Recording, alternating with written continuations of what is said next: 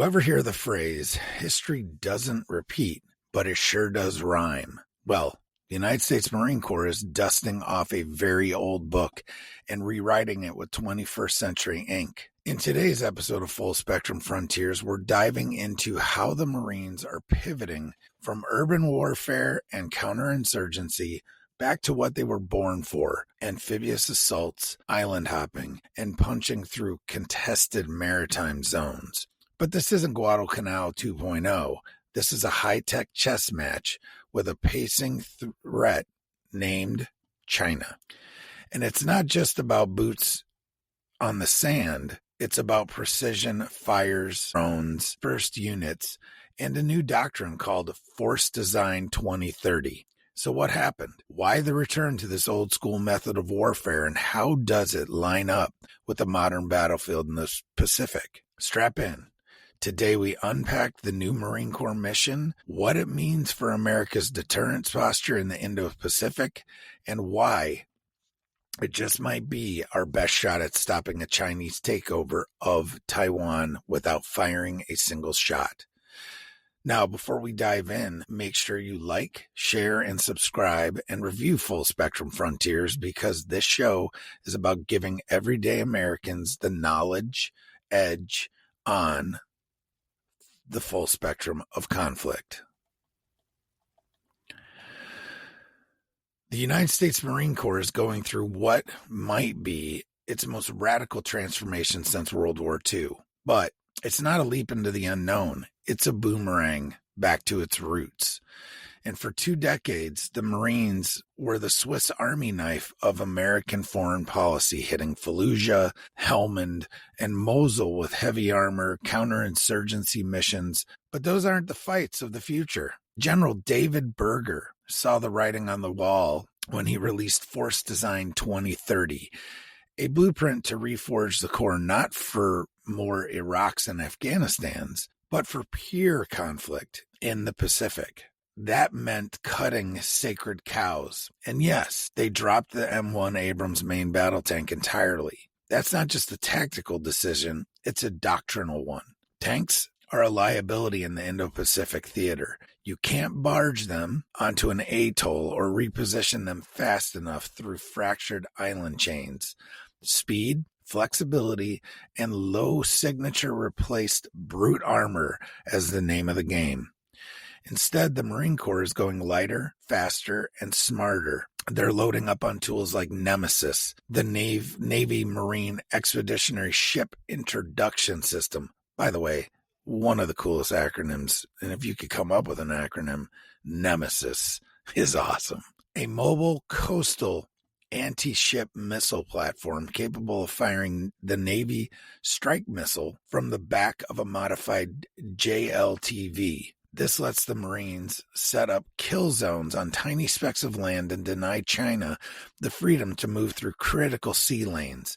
It's a modern twist on island hopping. Call it sea denial from the sand. But China isn't standing still, and in fact, they've been very busy pushing west hard, using sand dredgers, construction battalions, and military garrisons. They've created whole new islands in the Parcel and Spratly chains. These aren't weekend projects.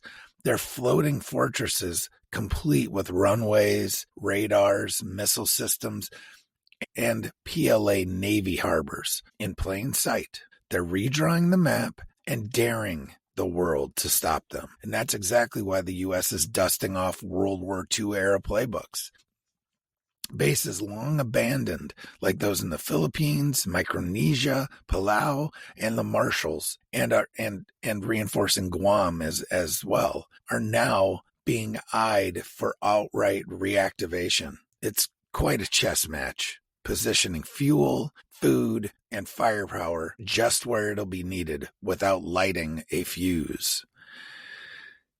It isn't just kinetic warfare either. It's multi-dominion warfare, the blending of air, sea, land, and space. To prepare for drone swarms and saturation missile strikes, the Corps is fielding tools like the X-Deck, the Expeditionary Direct energy counter swarm system. That's right.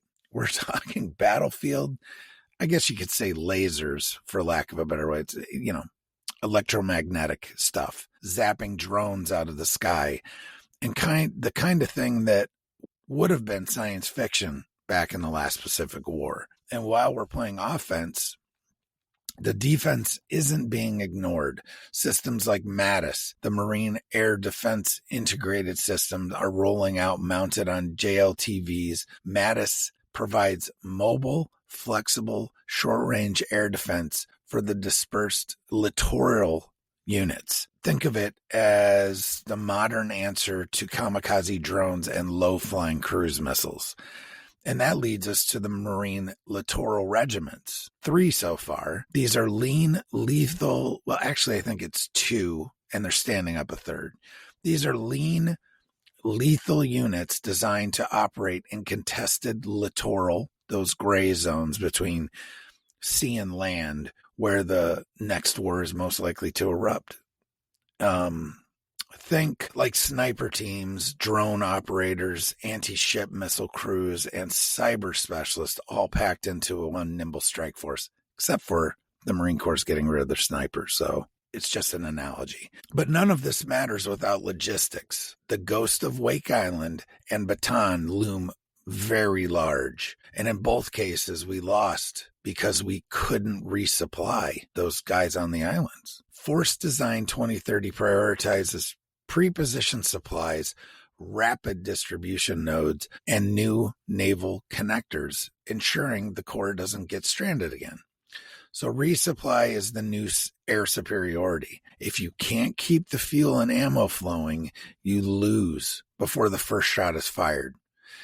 This is a different Marine Corps now, not the armored spearhead of Fallujah or the mountain fighters of Kunar. This Corps is built for the blue and green fight across island chains, in cyberspace, through the electromagnetic spectrum, and under the watchful eye of Chinese satellites. So while the U.S. military was locked in sandstorms and IEDs in the Middle East, China was pouring concrete into the South China Sea. It started slow, radar here, port expansion there, but now artificial islands, full-blown military installations are sprouting across the Paracel and Spratly Islands, directly within contested waters claimed by Vietnam, the Philippines, Malaysia, and others. It's not subtle.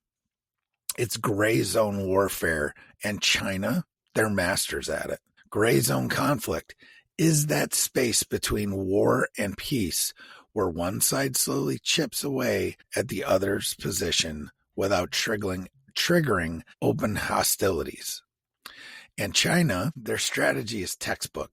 Build, occupy, deny. They send in fishing fleets and Coast Guard vessels into disputed waters, followed by concrete mixers and radar domes. And once the flag is planted, they dare anyone to push back. And why would they do all this? One word is control. Control of trade, control of resources, control of movement. An estimated 30% of global maritime trade, that's 3.4 trillion with a T worth of goods pass through the South China Sea annually. If China dominates that space, they can choke the arteries of global commerce and box out American influence. Now, these artificial islands are unsinkable aircraft carriers. That's basically what they are. Runways stretch over 10,000 feet, long enough for fighter jets and bombers. They're outfitted with HQ-9 surface-to-air missiles, anti-ship cruise missiles, and electronic warfare platforms. In short, they're turning peacetime reef systems into forward operating bases. This changes the strategic calculus. If war breaks out over Taiwan, those islands become launch pads for Chinese A2 and AD, anti-access, anti-denial bubbles, okay? They would make it painful and costly for U.S. forces to operate anywhere west of Guam. And here's where the Marine Corps comes in. The creation of the Marine Littoral Regiments, MLRs, is a direct response to this island creep. These units are tailor-made to operate inside contested zones, launch hit-and-run missile strikes, gather intelligence, and then disappear before the enemy can counterattack. They're not meant to hold territory. They're meant to harass, delay, and deny. Now, with the Nemesis system, MLRSs can launch precision anti-ship missiles from austere environments like forests, beaches, abandoned airstrips, and target Chinese vessels trying to reinforce these island bases. It's like guerrilla warfare, just with cruise missiles and battlefield networking. The Nemesis system has about 160-mile range. That reach out and touch them with something. And it's not just about countering China's hard power. It's about shaping the informational and psychological battle space. Every time Marines set up a firing position on a remote island, it's a message to Beijing. We see you, we can reach you, and we're not going anywhere. Now, this strategy is about complicating China's decision-making, making them think twice about an invasion of Taiwan or a blockade of the South China Sea.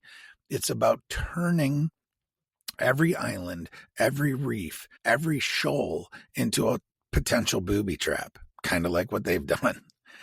China wants dominance without a fight, and the Marine Corps wants deterrence without escalation. But if push comes to shove, they're betting this new playbook will win the first battles and maybe prevent the war altogether. So let's be real. Tactics win battles, but logistics win wars. That's a truth the Marine Corps learned the hard way in World War II. Take Wake Island, December 1941. Tiny garrison of Marines fought like lions against overwhelming Japanese forces. They sank ships, shot down planes, but no resupply came, and after 15 brutal days, they had to surrender. Then there's Bataan, where American and Filipino troops were cut off from food, medicine, and ammo. They didn't lose because they lacked courage. They lost because they were starving, bleeding, and surrounded. Now, the Marine Corps, if they do anything, the Marine Corps always remembers. That's why Force Design 2030 doesn't just focus on shooting. It focuses on sustainment, because in the Pacific, where islands are spread out like shattered glass across an ocean the size of the moon, keeping your forces fed, fueled, and fighting is a nightmare. And China knows it. The new logistics model isn't based on big, slow convoys or gigantic fuel dumps. That stuff's a juicy target for Chinese missiles. So instead, the Corps is investing in what you might call logistics in the shadows. Small, fast, distributed, and unpredictable. Think pre-positioned supplies scattered across island chains, hidden in caves, buried in jungle caches, or even stored aboard unmanned surface vessels. These kits could contain everything from ammo to IV fluids to spare drone parts, and Marines could drop in, resupply, and vanish before the enemy even knows they were there. The Navy and the Marine Corps are also investing in resilient connectors, new classes of light amphibious warships or laws designed to shuttle small units and gear between islands without needing a full-on naval task force. These ships are cheap, fast, and built to operate close to shore, perfect for ferrying Marine Littoral Regiments from island to island like guerrilla pirates with precision missiles. There's even talk about robotic resupply platforms, like using drones and autonomous craft to deliver water, batteries, and rations under fire. No roads, no bases, just GPS, guts, and grit. Meanwhile, aviation logistics is being overhauled. You've got the CH-53K King Stallion helicopter is now in play, a beast of a helicopter capable of lifting 36,000 pounds in a single trip. And to put that into context, that's 3 JLTVs or a small artillery battery or a whole pallet of anti-ship missiles. And if you're thinking this all sounds like a logistical ballet, you'd be right. because it is. Dispersed ops require synchronized chaos, and that demands not just gear, but software, sensors, and smart people making fast decisions under pressure. This is the big shift. The Marine Corps doesn't want to win a war of attrition. They want to win a war of mobility. Keep China guessing, keep Marines moving, make every beach a threat and every reef a reload station. The Corps is betting on maneuver over mass, tempo over tonnage, and they've built a logistics arm to match it, and they're expanding that now. Because next time, they're not giving up another Wake Island. And what it comes down to is this ain't your grandfather's Pacific campaign. In World War II, domain warfare was straightforward. Air, land, and sea. Air, land, and sea. Maybe some radio jamming here and there, but today the battlefield has evolved. And the Marine Corps knows that to beat China, it needs to dominate every domain simultaneously, from cyberspace to the stratosphere and everything in between. Welcome to multi-domain warfare. Kind of like full spectrum warfare, but just a touch different. It starts with the obvious land, sea, and air. That's where the Marine Littoral Regiments are designed to live, operating in that murky, contested zone where water meets dirt. But in the 21st century, that's just the ground floor. Victory now depends on how you control what the enemy can't always see. So let's talk space. Satellites are the nervous system of the modern battlefield, linking shooters, sensors, and decision makers in real time. And the Marines may not be launching rockets, but they're tied into the Joint All-Domain Command Control Network, pulling down ISR, which intelligence, surveillance, and reconnaissance, from the heavens and feeding it directly to fire teams with tablets and targeting goggles. It's Star Wars meets Semper Fi. Then there's cyber and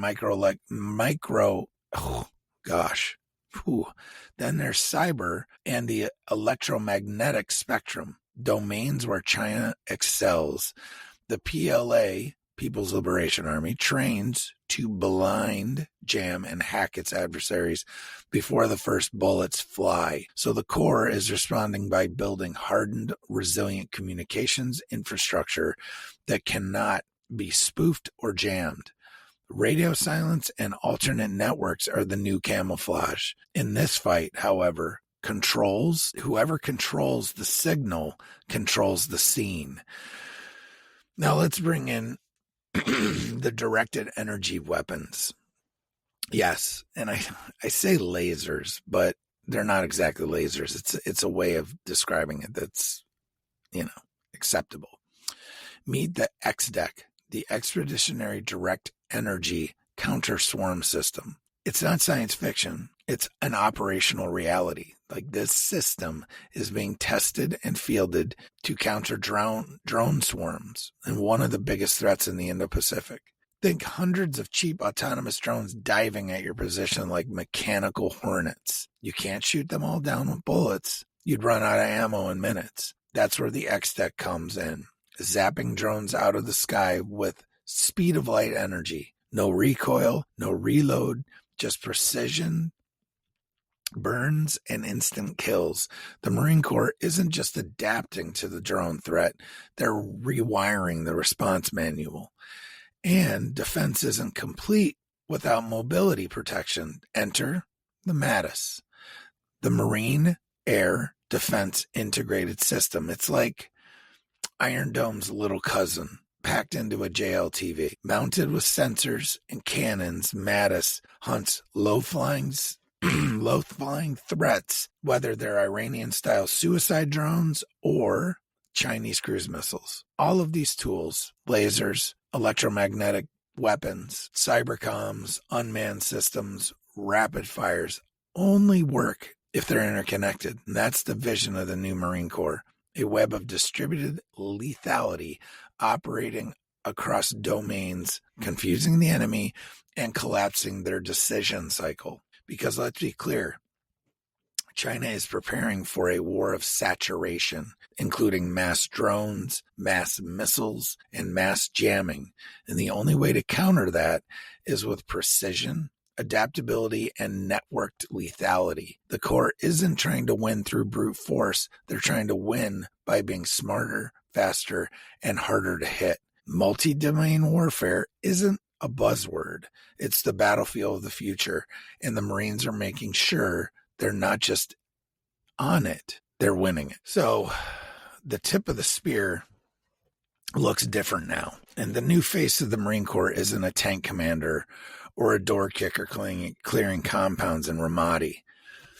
It's a littoral Marine hunched over a console on a beach somewhere in the Philippines, launching an anti-ship missile at a Chinese destroyer 100 miles offshore, or piloting a drone swarm over contested waters while scanning a cyber feed for jamming signatures. Welcome to the era of the MLR, the Marine Littoral Regiment, a lean, lethal, and tech-savvy formation designed to fight inside an enemy's weapons engagement zone and not just survive, but hunt. 3 MLRs are currently being stood up, with third MLR in Hawaii leading the charge. These units are the cornerstone of Force Design 2030. They're built to disperse across the islands, blend into the terrain, strike hard, and then vanish before Chinese forces can retaliate. Each regiment is tailored for the Pacific. They're modular and scalable, consisting of 3 main elements. You've got a littoral combat team, infantry with teeth, highly mobile, missile-equipped, drone-enabled squads that can create temporary anti-access area denial bubbles on a whim. They'll use Nemesis, man-portable sensors, loitering munitions, and old-school grit. A littoral anti-air battalion is the next component. These are more shield bearers outfitted with Mattis and other short-range air defense systems. They protect the force from air threats, be it drones, missiles, or low-flying aircraft. Then a littoral logistics battalion. These unsung heroes make the whole operation possible. They coordinate the stealthy movement of fuel, ammo, food, and replacement parts, often using autonomous craft, helicopters, or even hidden caches pre-positioned during peacetime. But it's not just about tools. It's about a new kind of Marine. And the MLR models demand warriors who are just as comfortable with a radio or drone control pad as they are with a rifle. And these Marines must think independently, operate autonomously, and fight with minimal support. They're expected to live and operate in austere environments, often disconnected from centralized command. Kind of sounds familiar anyway. That's mission-type tactics, a decentralized command philosophy that says, here's the intent, figure out the how. This is a cultural shift just as much as a structural one, and the Corps is investing in cross-training, preparing Marines for multitasking across tech and tactics. A radio operator might also manage cyber defense. A rifle squad might also carry sensors to feed ISR into the JADSAC network. This isn't specialization, it's interoperability in motion. Interoperability in motion. And at the macro level, these MLRs allow the U.S. to compete below the threshold of war. They can deploy during crises, they can deter aggression, and respond rapidly to flashpoints without the footprint of a full carrier strike group or joint task force. In short, they keep the region stable by keeping the threat of force credible and present. The Marine Littoral Regiment isn't just a new formation, it's a doctrinal revolution. It blends the amphibious DNA of the Corps with the networked precision of 21st century warfare. And it sends a clear message. We're not coming back to the Pacific. We never left. So there you have it. A leaner, meaner Marine Corps. One that's been reborn, not in the sands of Iraq or the mountains of Afghanistan, but on the coral reefs and volcanic rocks of the Pacific. The U.S. military isn't just reacting